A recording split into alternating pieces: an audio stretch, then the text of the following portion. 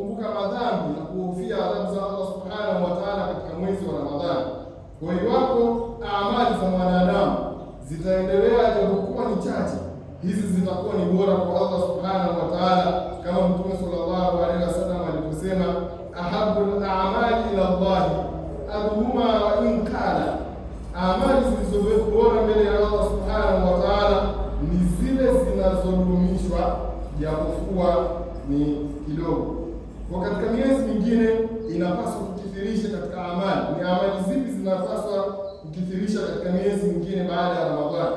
Moja ni sitatu Shawwal, yaani kufunga siku 6 katika mwezi wa Shawwal. Thawabu zake ni kama siyamu za mwaka mzima. Mtume sallallahu alaihi wasallam anasema, man sama Ramadhani thumma taba'a sitatu min Shawwal kana kasiyamu dahri.